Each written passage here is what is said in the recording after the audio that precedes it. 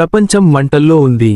గత 96 గంటల్లో middle east పూర్తిగా పునర్నిర్మించబడింది. ఊహించనిది జరిగింది. ఇరాన్ సుప్రీం లీడర్ చనిపోయారు. వందలాది మంది అమెరికన్ మరియు ఇరానియన్ సర్వీస్ సభ్యులు మరణించారు. దుబాయ్లోని బిల్డింగ్స్ మండుతున్నాయి. మరియు ప్రపంచ సూపర్ పవర్ ఘర్షణ ఇకపై ముప్పు కాదు, అది మన నిజం. ది ఫ్యాక్ట్ స్టార్మ్ ఎక్స్కి తిరిగి స్వాగతం. ప్రతి ఒక్కరూ ఒకే ప్రశ్నలు అడుగుతున్నారు. ఈ యుద్ధం నిజంగా ఎందుకు ప్రారంభమైంది? అమెరికా మరియు ఇజ్రాయెల్ యొక్క రహస్య మాస్టర్ ప్లాన్ ఏమిటి? ఎవరు గెలుస్తున్నారు? మరియు మరీ ముఖ్యంగా నెక్స్ట్ ఏ దేశం?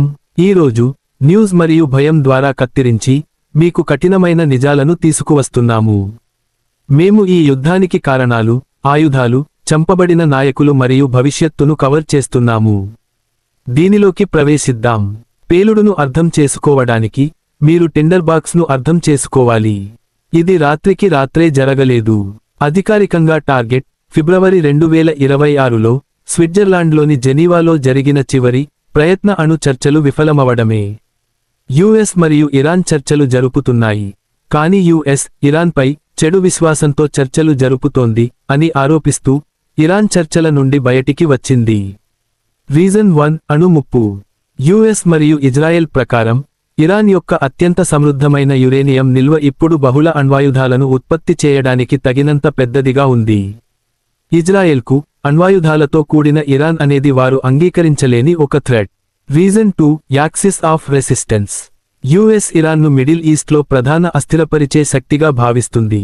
ఇది యుఎస్ మరియు ఇజ్రాయెల్ ప్రయోజనాలపై దాడి చేయడానికి ప్రాక్సీ గ్రూపులకు, హిజ్బుల్లా మరియు హౌతీల వంటివి నిధులు సమకూరుస్తుంది. లక్ష్యం ఈ నెట్వర్క్ను డిస్మెంటల్ చేయడం. Reason 3 oil choke point. ప్రపంచంలోని 20% చమురు ట్రాన్స్పోర్ట్ ప్రవహించే హార్ముజ్ జలసంధిని బ్లాక్ చేయాలని ఇరాన్ పదే బెదిరించింది. నావిగేషన్ స్వేచ్ఛను నిర్ధారించడానికి మరియు ప్రపంచ ఆర్థిక బ్లాక్మెయిల్ను నివారించడానికి యుఎస్ దాడులు రూపొందించబడ్డాయి. కానీ అవి చెప్పబడిన కారణాలు. లోతైన కారణం కంట్రోల్. నేను కోట్ చేయాలనుకుంటున్న ఒక ఇరానియన్ ప్రొఫెసర్ ప్రకారం యుఎస్ మరియు ఇజ్రాయెల్ యొక్క నిజమైన ఆశయం మొత్తం పశ్చిమ ఆసియా ప్రాంతాన్ని, దాని చమురు, దాని గ్యాస్ మరియు దాని భవిష్యత్తును కంట్రోల్ చేయడం. మరియు గుర్తుంచుకోండి, దాడికి కొద్ది రోజుల ముందు యుఎస్ గరిష్ట ఒత్తిడి విధానం నుండి ముందస్తు సైనిక దాడుల విధానానికి మారింది. దౌత్య మార్గం మూసివేయబడింది.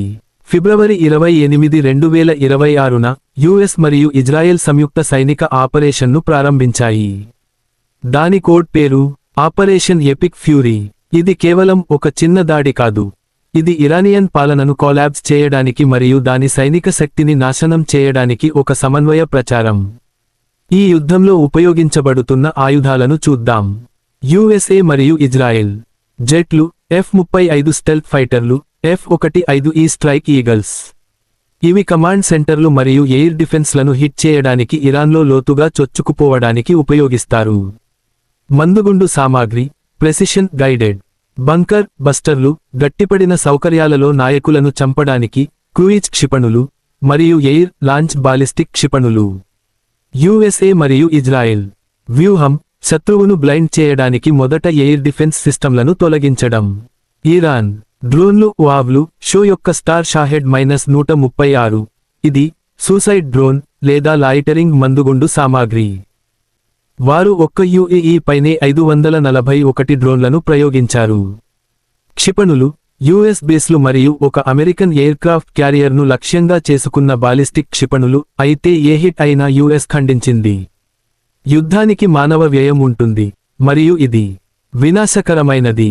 ఎవరు ఎంత మంది చనిపోయారో చూద్దాం. ఇరానియన్ ప్రాణనష్టం. ఇరాన్లో కనీసం 555 మంది మరణించారు. పాఠశాలపై దాడి. మినాబ్లోని ఒక ప్రాథమిక పాఠశాలపై భీకర దాడిలో కనీసం 165 మంది పాఠశాల బాలికలు మరియు సిబ్బంది మరణించారు. యుఎస్ ప్రాణనష్టం. 6 యుఎస్ సర్వీస్ సభ్యులు మరణించినట్లు నిర్ధారించబడింది, మరికొందరు గాయపడ్డారు. దాడుల 2వ రోజున 3 మరణించారు. ఇజ్రాయెల్ ప్రాణనష్టం. ఇరాన్ ప్రతీకార దాడుల్లో 11 మంది మరణించారు. వీరిలో బీట్ షెమేష్లోని ఒక సినగోగ్లో 9 మంది ఉన్నారు. కానీ అత్యంత ముఖ్యమైన ప్రాణనష్టం నాయకులది. Ayatollah Ali Khamenei, Iran supreme leader, దాడుల మొదటి రోజున మరణించారు. Mohammad Pakpour IRGC commander in chief Ali Shamkhani top security adviser ఖమేనేయితో పాటు జరిగిన అదే దాడిలో మరణించారు. ఇతర సీనియర్ నాయకులు ప్రారంభ దాడుల్లో 48 మంది ఇరానియన్ నాయకులు మరణించారని ప్రెసిడెంట్ ట్రంప్ పేర్కొన్నారు.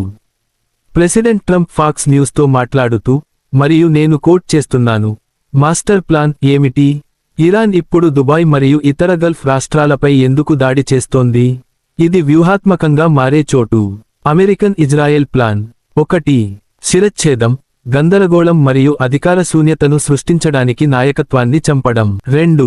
సామర్థ్యాలను నాశనం చేయడం, సంవత్సరాల పాటు ఇరాన్ను నిర్వీర్యం చేయడానికి అణు సౌకర్యాలు, క్షిపణి ప్రయోగ స్థలాలు మరియు నావల్ ఫోర్సెస్ను తొలగించడం. యుఎస్ 1250కి పైగా లక్ష్యాలను హిట్ చేసినట్లు మరియు 11 ఇరానియన్ షిప్లను నాశనం చేసినట్లు పేర్కొంది. 3. పాలన మార్పు, గందరగోళం, గతంలో నిరసనలు చేసిన ఇరానియన్ ప్రజలు లేచి నిలబడి పనిని పూర్తి చేస్తారని యుఎస్ ఆశిస్తోంది. The American Israel plan 1. Gateway to peace, ఈ యుద్ధం అంతం లేనిది కాదు, కానీ ఇది శాంతికి గేట్వే అని ఇజ్రాయెల్ పీఎం నెతన్యాహు చెప్పారు. అంటే ఇరాన్ నలిగిన తర్వాత అది సౌదీ అరేబియా చివరకు ఇజ్రాయెల్తో సంబంధాలను సాధారణీకరించుకోవడానికి మార్గం సులభం చేస్తుంది. ఇరాన్ మిత్రులను ఎప్పటికీ ఒంటరిగా వదిలివేస్తుంది. ది ఇరానియన్ రిటాలియేషన్ ప్లాన్, ఇరాన్కు తెలుసు అది యుఎస్ నేవీని నేరుగా పోరాటంలో ఓడించలేదని, కాబట్టి వారు వివాదాన్ని అంతర్జాతీయం చేస్తున్నారు. వారు ఆర్థిక వ్యవస్థను హిట్ చేస్తున్నారు. ఎందుకు దుబాయ్ని ఇరాన్ అటాక్ చేస్తుంది? ప్రపంచ పెట్టుబడిదారులను భయపెట్టడానికి మరియు గల్ఫ్లోని ఈ యుఎస్ మిత్రదేశం కూడా సురక్షితం కాదని చూపించడానికి. వారు యుఎస్ ఫోర్సెస్ ఉపయోగించే ఒక భవనాన్ని మరియు ఆస్ట్రేలియా ఉపయోగించే అల్ మిన్హాద్ ఎయిర్ బేస్ ను హిట్ చేశారు. ప్రపంచ ధరలను పెంచడానికి వారు ఆయిల్ ఫెసిలిటీస్ ను హిట్ చేశారు. వారు హార్ముజ్ జలసంధిలో షిప్ ను బెదిరిస్తున్నారు. The Iranian retaliation plan result, Qatar LNG ఉత్పత్తిని నిలిపివేసింది. అది ప్రపంచ సరఫరాలో 20% మరియు చమురు ధరలు ఆకాశాన్నంటుతున్నాయి. ఇది సోషల్ మీడియాలో ప్రతి ఒక్కరూ అడుగుతున్న ప్రశ్న. ఇస్రాయెల్ నెక్స్ట్ టార్గెట్ పాకిస్తాన్నా? ప్రస్తుతం చాలా భయం మరియు ఊహాగానాలు ఉన్నాయి. నిజాలను చూద్దాం. మార్చి 3, 2026 నాటి హెడ్లైన్, పాకిస్తాన్ తదుపరి లక్ష్యం కావచ్చనే ఊహాగానాలను సీనియర్ సెక్యూరిటీ అధికారి తోసిపుచ్చారు. ఒక సీనియర్ పాకిస్తానీ సెక్యూరిటీ అధికారి ఈ వాదనలను అధికారికంగా తిరస్కరించారు. ఆయన ఈ ఆలోచనను నిజాలు లేనిది అని తెలిపారు మరియు ఇది గందరగోళ ఏజెంట్లు వ్యాప్తి చేస్తున్నారని చెప్పారు. పాకిస్తాన్ ఇరాన్ కాదు. ఇక్కడ కీలకమైన తేడా ఉంది. పాకిస్తాన్ పూర్తిగా పనిచేసే అణు నిరోధక శక్తిని మరియు భారతదేశానికి వ్యతిరేకంగా రక్షించుకోవడం చుట్టూ నిర్మించబడిన సైనిక సిద్ధాంతాన్ని కలిగి ఉంది. వారు ఇరాన్ లేని విధంగా ప్రపంచ ఆర్థిక వ్యవస్థతో పూర్తిగా ఇంటిగ్రేటెడ్ గా ఉన్నారు. అలా చెప్పుకుంటూ పోతే నెక్స్ట్ ఏమిటో చూద్దాం. 1. ఇరాన్పై మరిన్ని దాడులు, ఇజ్రాయెల్ రాత్రికి టెహ్రాన్పై తాజా దాడులు ప్రారంభించింది. 2.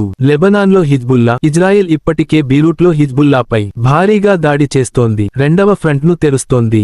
3. నిరసనలు మరియు అస్థిరత, పాకిస్తాన్ మరియు ఇరాక్లలో నిరసనలు ఇప్పటికే ప్రాణాంతకంగా మారాయి. నిజమైన ప్రమాదం ఈ దేశాలు లోపలి నుండి అస్థిరపడటమే. 4. ఆర్థిక పరిణామాలు, ఇంధన ధరలు మరియు ప్రయాణం వారాలపాటు అంతరాయం కలిగించే అవకాశం ఉంది. ప్రెసిడెంట్ ట్రంప్ తాను మాట్లాడటానికి సిద్ధంగా ఉన్నానని చెప్పారు, కానీ ఇరాన్ను ఇలా హెచ్చరించారు, వారు అలా చేస్తే మేము వారిని ఇంతకు ముందు ఎన్నడూ చూడని శక్తితో హిట్ చేస్తాము. యుఎన్ తీవ్రంగా ఆందోళన చెందింది. ఇది వేగంగా అభివృద్ధి చెందుతున్న పరిస్థితి. ఆపరేషన్ ఎపిక్ ఫ్యూరీ షెడ్యూల్ కంటే ముందు ఉంది, కానీ పరిణామాలు ఇప్పుడే ప్రారంభమయ్యాయి. అణు సౌకర్యాలపై దాడిగా ప్రారంభమైనది ప్రాంతీయ యుద్ధంగా మారింది. ప్రపంచ ఆర్థిక పరిణామాలతో పాత మిడిల్ ఈస్ట్ పోయింది. ఇది ది ఫ్యాక్ట్ స్టార్మ్ ఎక్స్ తుఫానును అర్థం చేసుకోవడం. మీరు ఈ యుద్ధం మరియు వరల్డ్ హాట్ టాపిక్స్ గురించి తెలుసుకోవాలనుకుంటే ఆ లైక్ బటన్ను నొక్కండి మరియు ఇప్పుడే సబ్స్క్రైబ్ చేయండి. మా నెక్స్ట్ వీడియోను మీరు మిస్ కాకుండా ఉండటానికి బెల్ ఐకాన్ నొక్కండి మరియు కామెంట్ చేయండి. ఈ యుద్ధం పాకిస్తాన్కు వ్యాపిస్తుందని మీరు అనుకుంటున్నారా, లేదా ఇది నియంత్రించబడుతుందా? నేను కామెంట్స్ చదువుతాను.